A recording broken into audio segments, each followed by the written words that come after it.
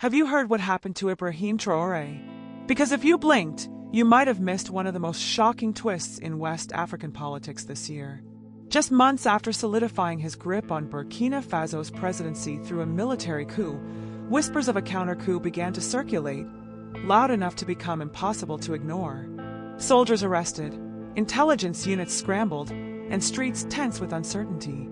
Was another power shift already brewing behind closed doors? Or is Traoré now tightening his circle in a bid to crush dissent before it grows teeth? In a country where coups are becoming a political language of their own, this latest plot threatens to rewrite the script again. To understand the gravity of what's happening now, you have to rewind to the moment when Ibrahim Traoré first stepped into the spotlight, not as a polished politician, but as a 34-year-old military captain with a reputation for discipline, quiet conviction, and most importantly, action. In a region plagued by coups and insurgencies, Traoré's rise was fast, fiery, and unlike anything Burkina Faso had seen before. He emerged during a national identity crisis. The country was drowning in violence, with Islamist insurgencies overrunning towns, displacing millions, and undermining trust in the civilian government. People were tired of fear, tired of inaction, tired of watching their leaders retreat while their communities burned. So when Traoré led a faction of young officers to overthrow interim President Paul-Henri Damiba in September 2022, just 8 months after Damiba himself had taken power through a coup, it didn't feel like another grab for power. To many, it felt like a necessary reset. Traoré spoke the language of the frustrated. He promised a war on corruption, a war on complacency, and most of all, a war on terror. Overnight, he became the youngest head of state in the world. His youth, rather than being seen as a liability, became a symbol of rebirth. Crowds poured into the streets of Ouagadougou waving flags, chanting his name, and even hoisting portraits of Russia's Vladimir Putin, a visual clue that Burkina Faso's geopolitical compass was about to shift. But beneath the celebrations was a storm quietly brewing. Governing is a different beast than rebelling. As Traoré consolidated power, the challenges mounted. Violent extremism showed no signs of slowing. International aid waned under pressure from Western governments, and suspicions grew over his increasingly tight grip on internal dissent. Promises of transparency began to crack under the weight of military secrecy. Rumors of purges, arrests, and silenced critics started to ripple through both the capital and the barracks. Still, Traoré maintained a sharp message: Burkina Faso must reclaim its sovereignty, with or without the West. That nationalist rhetoric won him admirers, especially among the youth, who saw in him a defiant, modern-day revolutionary. But admiration doesn't always equal stability, and as the walls of trust thinned within his own armed forces, the question became not if, but when, another power struggle would rise. And now, it seems, that moment may have arrived.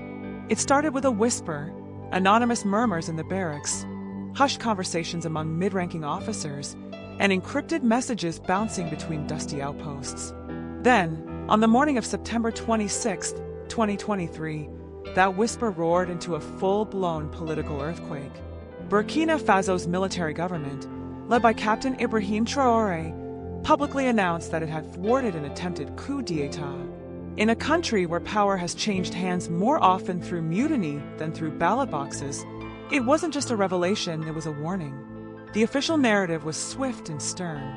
Government spokespeople declared that a group of anti-republican elements within the armed forces had conspired to destabilize the transition and seize control of the state. According to authorities, the plot was foiled just in time, with the alleged conspirators under arrest and military intelligence now in overdrive. Names weren't disclosed immediately, but that only fueled the fire. On social media, speculation ran wild. Was it an inside job from someone close to Traoré? Was there foreign influence involved? Or was the coup narrative itself being used as a cover for a purge? In the hours that followed, Ouagadougou was gripped by tension. Heavily armed troops took up positions at key junctions across the capital. The presidential palace, already a fortress, transformed into a stronghold. Mobile data was cut intermittently, always a red flag in the region, fueling fears that something bigger was happening behind closed doors. Streets emptied faster than they had during curfews. Journalists were kept at arm's length. What little information emerged came from government channels, and it was tightly controlled. And then came the arrests. At least 4 officers, including members of elite units, were detained in connection with the alleged plot. Some sources suggested they were part of Traoré's own security circle, a chilling reminder that betrayal doesn't always come from across the line, but from within your own tent. Others were said to have had ties to the previous regime, led by Paul-Henri Damiba, or worse, lingering loyalties to civilian factions sidelined by the junta's power grab. The message was clear: trust no one. But not everyone bought the government's version of events. Dissenting voices, particularly from exiled activists and political observers, questioned the timing and the evidence. Was this a real coup attempt, or a manufactured excuse to silence perceived threats before they gained momentum? After all, in a regime increasingly defined by secrecy and consolidation, paranoia becomes both a weapon and a defense mechanism. Traoré, for his part, made a rare public address days later. Standing before a sea of military officials, he appeared calm but resolute. He praised loyalist forces for their vigilance and warned of invisible enemies working against the state's sovereignty. The speech was short, deliberate, and full of subtext. He didn't name names, but he didn't need to. The subtext was thunderous. Loyalty would be rewarded, but betrayal would not be forgiven. International observers watched with a mix of concern and resignation. Another coup attempt in Burkina Faso, this would be the 3rd major upheaval in less than 2 years, would not only destabilize the country further, it could shatter fragile alliances forming across the Sahel. And for Traoré, the failed plot, if real, confirmed his worst fears, that even among his own, power breeds envy and ambition rarely sleeps. As the dust settled, one thing became unmistakably clear: Ibrahim Traoré's regime had survived for now. But the myth of invincibility that once protected him had cracked. And in a region where leadership changes as fast as the seasons, cracks have a way of spreading. In the weeks that followed the foiled coup attempt, Ibrahim Traoré's government shifted into a mode that felt less like governance and more like survival. The atmosphere in Burkina Faso's corridors of power grew colder, tighter, and far more dangerous. Loyalty wasn't just expected, it was being tested. And those who failed that test, or even hesitated under it, were quietly removed, interrogated, or in some cases, disappeared from public view altogether. The first names to surface in connection with the so-called plot were mid-level officers, trusted men within elite units who once stood shoulder to shoulder with Traoré during his own rise to power. Some had served in intelligence, others in the personal security detail. At least 4 were arrested within 48 hours of the alleged conspiracy. But behind the scenes, the dragnet was much wider. Sources close to military circles began whispering that more than a dozen personnel had been detained, some without formal charges, held in undisclosed locations. Notably absent was any official list or legal proceeding, just a creeping sense that the walls were closing in on those deemed potential threats. Inside the barracks, fear became currency. Officers began watching their own men, second-guessing allegiances, speaking in coded language even among friends. Morale plummeted as rumors of internal surveillance and wiretaps spread like wildfire. Soldiers loyal to Traoré tightened their grip on armories and command posts. Training routines were abruptly changed. Promotions were paused. In short, trust had evaporated. And while the public face of the junta remained one of unity, cracks were forming just beneath the surface. Analysts noted a subtle but telling pattern. Key military figures who had once been visible during Traoré's public appearances were suddenly missing. High-ranking commanders stopped appearing in national broadcasts. Some reportedly requested transfers to remote provinces. Others resigned quietly. Behind closed doors, insiders said Traoré had launched a quiet but forceful purge, determined to eliminate not just those involved in the coup plot, but anyone who might one day entertain a similar idea. The rhetoric also sharpened. Government spokespeople began framing dissent as acts of betrayal and accused unnamed actors of being influenced by foreign agendas, hinting at meddling by France or ECOWAS, though never outright naming names. The word destabilization became a regular feature in official statements, and patriotism was increasingly framed as blind obedience to the current regime. Outside the capital, the purge sent ripples through the civilian population, especially in activist and journalistic circles. Several independent journalists who had reported critically on the coup attempt or raised questions about the arrests were summoned by state security for questioning. Some of them, including online commentators, faced digital censorship or brief detentions. Human rights groups began sounding alarms, warning that the government was blurring the line between rooting out conspirators and crushing all dissent. Yet, despite, or perhaps because of this tightening grip, a peculiar paradox emerged. Among a segment of the population, especially younger citizens steeped in revolutionary and anti-imperialist sentiment, Traoré's actions were not seen as oppressive, but necessary. To them, the purge was proof that Traoré was serious about defending his regime from sabotage, both internal and external. Social media buzzed with messages of support, praise for cleaning house, and memes portraying Traoré as a lone lion fending off snakes in the grass. In a country where instability had become routine, some saw strength, even ruthless strength, as preferable to another collapse. But power secured through fear has its limits, and every arrest, every silencing, every demotion risked breeding the very resentment that could turn a loyalist into a rebel. In attempting to seal the cracks in his command, Traoré was now playing a dangerous game, one where each act of control risked triggering more resistance. With the military growing more paranoid and whispers of resistance not fully silenced, Burkina Faso's government had entered a new phase, no longer just post-coup but pre-something else, something waiting to ignite. While Ibrahim Traoré's government fought shadows at home, the world was watching and reacting. But the responses weren't uniform, and they weren't always loud. In fact, the silence from some corners was just as telling as the outrage from others.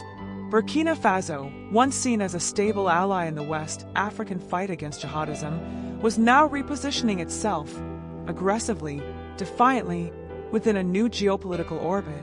And with every purged officer and every public rebuke of Western influence, the country was sending a message. It was no longer playing by the old rules. In the immediate aftermath of the alleged coup attempt, international organizations such as the United Nations, African Union AU, and ECOWAS issued cautious statements. They condemned destabilization and called for calm, but conspicuously avoided directly naming Traoré or challenging the junta's legitimacy. This wasn't just diplomatic tact. It was strategic hesitation. ECOWAS, which had already sanctioned neighboring Niger following its July 2023 coup, found itself staring down a regional domino effect. Burkina Faso, Mali, and Niger, 3 countries under military rule, had by now formed a defiant bloc, the Alliance of Sahel States, AES. And this new axis was openly rejecting ECOWAS's authority. For Traoré, this alliance was more than symbolic. It was his insurance policy.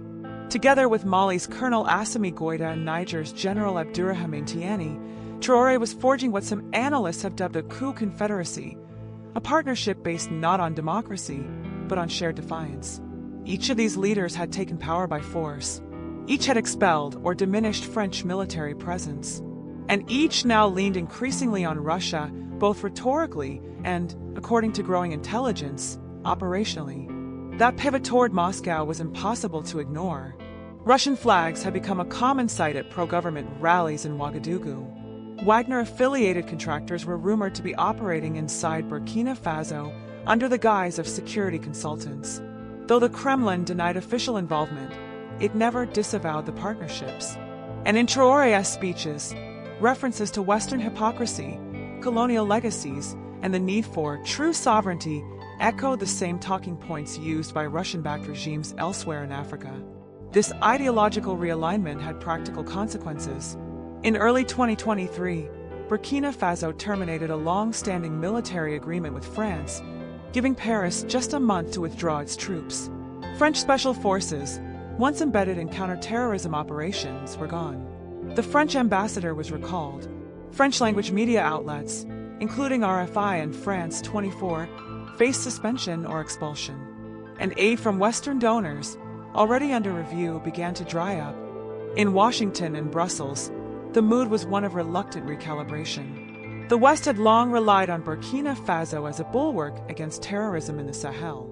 But with Traoré shifting alliances, and with civilian rule indefinitely postponed, options for engagement were narrowing. Publicly, Western diplomats emphasized concern for human rights, press freedom, and democratic transition.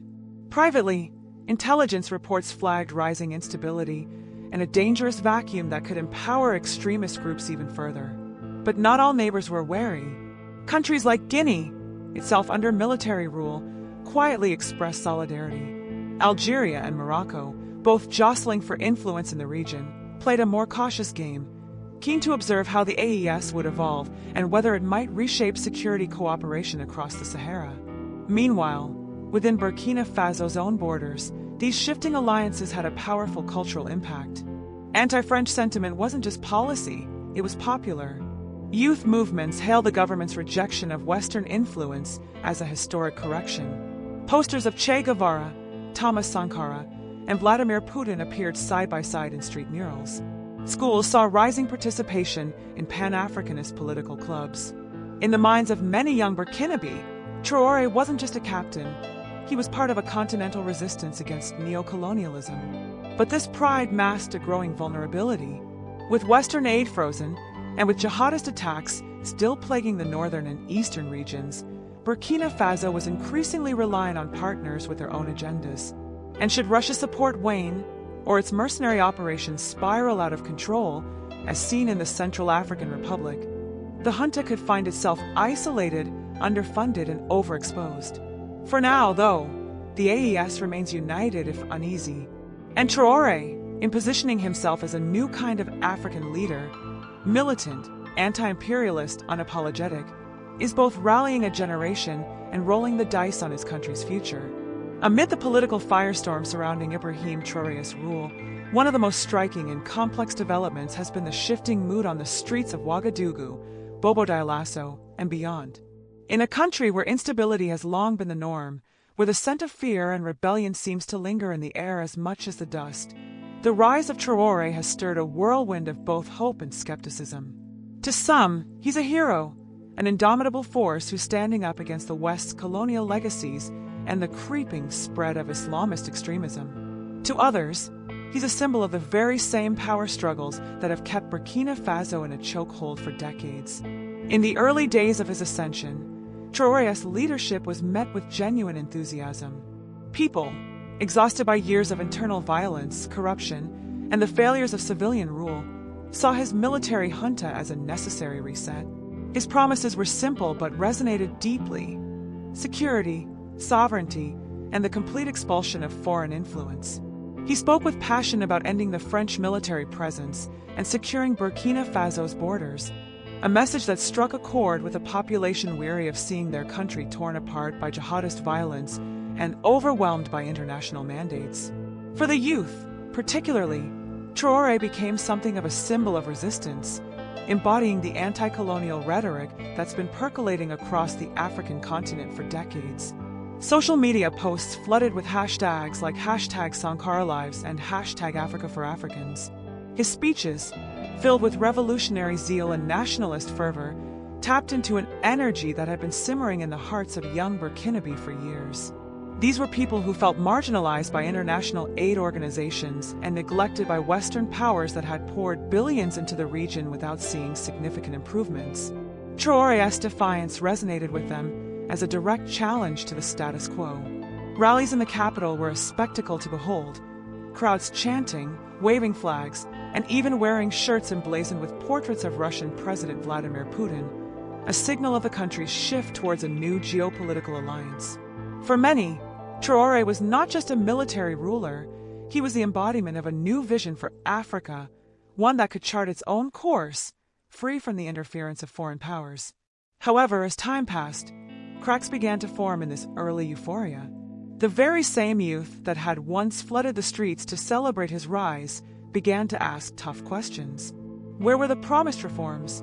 Why were critics of the government being silenced? And why had the situation on the ground failed to improve? Despite Traoré's bravado on the international stage, Burkina Faso's battle with Islamist insurgents was still raging. Militias continued to overrun villages in the north and east, displacing thousands, and the country's security forces were stretched thin, overwhelmed, and often ill-equipped. In fact, One of the most frequent criticisms of the regime came from the very people who had been most enthusiastic about his leadership, the urban poor and displaced citizens who found themselves caught in the crossfire of a growing insurgency. As the military tightened its grip, so too did the challenges. Civilian casualties rose, the humanitarian crisis deepened, and resources that were supposed to be allocated to the people, food, medical supplies, education, were diverted to military operations or stockpiled for elite loyalists. For many, the vision of a strong, sovereign Burkina Faso began to feel hollow when the day-to-day realities didn't match the promises made by the regime. But even as criticism grew, the military junta maintained a firm grip on power, controlling the narrative.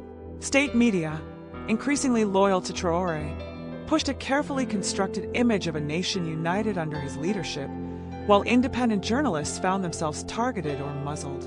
In a country that had long struggled with press freedom, this latest wave of crackdowns led to heightened fears of a full-on authoritarian state. Yet, even amid the tightening of freedom, some in the public viewed Traoré's actions as necessary to safeguard the country's sovereignty. After all, was there not a bitter history of foreign-backed regimes in Africa that failed to deliver on their promises?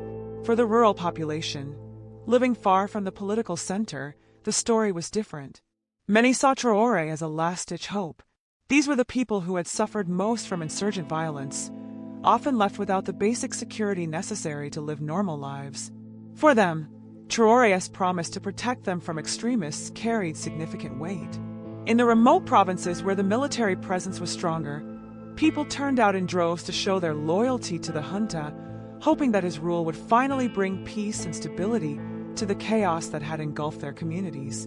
Yet, loyalty to Traoré's regime wasn't a uniform sentiment, even in these rural areas. There were murmurs of dissent, especially from communities that had been affected by military operations gone awry. In some cases, civilians had been caught in crossfires, or military units had inadvertently exacerbated local grievances. The gap between the promises made by Traoré's government and the harsh realities of military rule continued to grow, leaving a sense of mistrust in its wake. In the end, public sentiment toward Traoré's regime wasn't black and white. It was a spectrum, deeply divided between idealistic youth, fearful but hopeful rural populations, and disillusioned urbanites, each group experiencing his leadership through different lenses. What was clear, however, was that Traoré's grip on power was becoming more precarious by the day. With every arrest of dissenters, every crackdown on journalists, and every promise left unfulfilled, the question on everyone's mind was no longer just, who will lead Burkina Faso? It was for how long? As the dust settles over the latest wave of unrest in Burkina Faso, one thing is certain: Ibrahim Traoré's future is far from secure. His military junta has survived multiple challenges, both internal and external, but the fragility of his position is becoming ever more apparent. From the botched coup attempt to the escalating purges within the military, it's clear that Traoré's rule is a house built on shifting sand, a precarious structure constantly threatened by the very forces that propelled him to power. What is undeniable, however, is that Traoré's impact on Burkina Faso and the Sahel region as a whole has already been profound. His rejection of Western influence, his pivot toward Russia, and his consolidation of power have set the stage for a broader geopolitical shift that's reshaping Africa's political landscape. For many, he's the face of a new wave of anti-imperialist sentiment, the embodiment of a movement that seeks to reclaim African sovereignty from the remnants of colonial and foreign interference. For others, he is nothing more than the latest in a long line of military leaders whose promises of stability are undone by the harsh realities of authoritarian rule. So, where does Burkina Faso go from here? Will Traoré succeed in navigating the delicate balance between nationalism, military control, and popular support? Or will the cracks in his regime widen further, fueled by the very divisions he has tried so desperately to suppress? The international community watches with bated breath. ECOWAS, already grappling with instability across the region, faces the challenge of managing yet another military-led regime without triggering further destabilization. Will it continue to press for civilian governance, or will it have to reckon with the new political realities of the Sahel, where coups are increasingly seen not as anomalies, but as solutions to crises? Meanwhile, The rise of Russian influence in the region complicates matters further, introducing a new layer of international rivalry that could bring Burkina Faso into conflict with traditional Western allies. Back on the streets, Burkinabe citizens, both loyal and disillusioned, remain caught in the middle of this chaotic transition. The idealism that once fueled Traoré's rise has slowly been replaced by the pragmatism of survival, and the question now is whether his brand of authoritarianism can maintain enough popular support to keep the system intact. The forces of insurgency, both from within the military and the jihadist groups threatening the country's northern borders, will continue to test his resolve. The very same strength that once made him a national hero now risks turning him into an isolated figure, despised by his detractors and surrounded only by loyalists too fearful to speak out. Perhaps the most pressing question, however, is what will become of the Burkinabe dream of a peaceful, prosperous nation free from foreign control and internal strife. Can the country, now so deeply entangled in cycles of military coups and insurgency, ever find its way to stability? Will Burkina Faso be doomed to repeat the tragic history of African nations that have seen their leaders rise through force only to fall under the weight of their own ambitions? Or is there still hope that, in the chaos, a new vision for governance could emerge, one that balances sovereignty with accountability, strength with compassion, and nationalism with unity? Only time will tell. But as long as Ibrahim Traoré remains at the helm, his story will continue to unfold, unpredictable, charged with tension, and shaped by the uncertain tides of history. For better or for worse, Burkina Faso's future is inextricably linked to his.